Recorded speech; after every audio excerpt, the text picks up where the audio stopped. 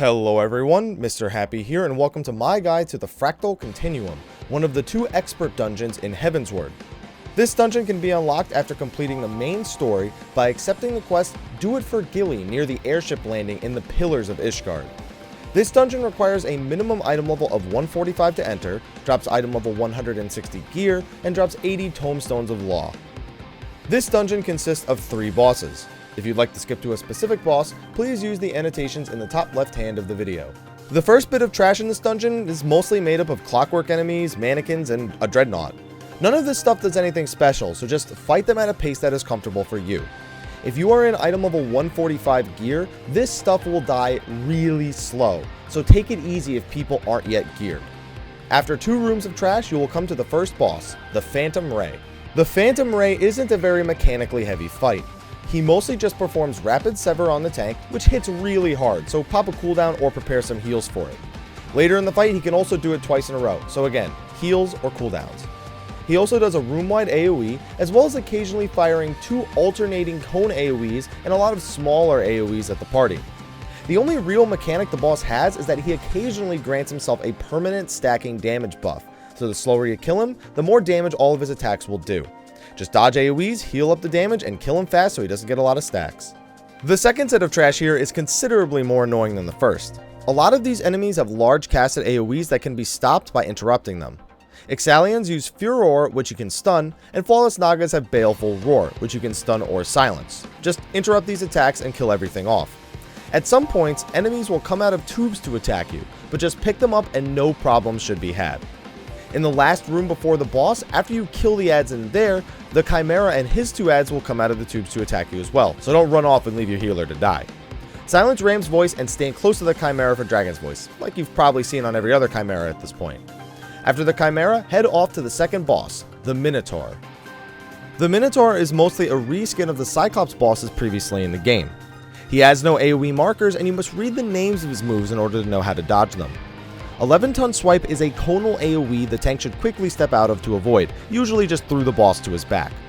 111-ton swipe is a large AoE around the boss that does huge damage, so everyone should run away from the boss when he casts this. He also uses Disorienting Groan, which deals damage and knocks everyone back, before the Minotaur charges and knocks back 3 more people. At the end of the 3rd charge, he will look at a random party member and prepare 10-ton Slash, which is a narrow cone AoE that you can sidestep out of.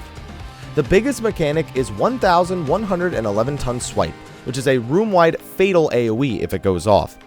To stop it, assign someone to press one of the 4 biomass incubators around the room. This will free an ad and distract the Minotaur, who will then run over and attempt to feast on the ad.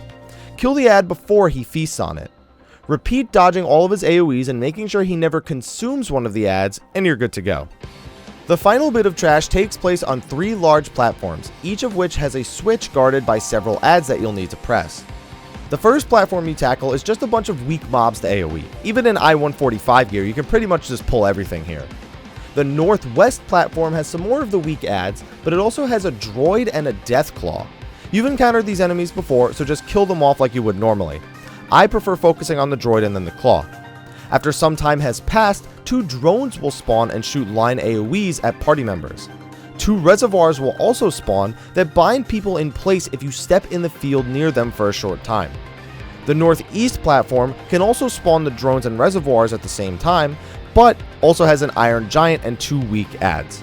Just kill everything off, press all the switches, and you will enable the teleporters to send you to the final boss, the Curator. The Curator is a pretty straightforward boss fight. He has standard AoEs, conals, and room-wide damage. He can also place an aetherochemical bomb on a random party member that explodes every few seconds if not dispelled, so the healer should remove it from that target quickly. His main mechanic is lighting up the platforms and exploding them.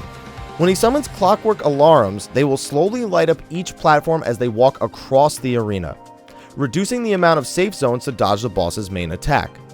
Kill these off when they spawn, and when the boss starts casting the Educator, ensure not to stand on any of these glowing platforms. Even if you are just standing really close to them, it can hit you, so put at least a hitbox's distance between you and the glowing platforms. After the first Educator, he will also plant mines on random platforms. If you step on these mines, they will detonate, deal high damage, and paralyze you, so just don't step on them. And that's it. He'll summon some more mines and alarms as the fight goes on, but the strategy remains the same. Thank you for watching, be sure to like, favorite, subscribe, and share, and I will see you all in the next video. Until then, take care.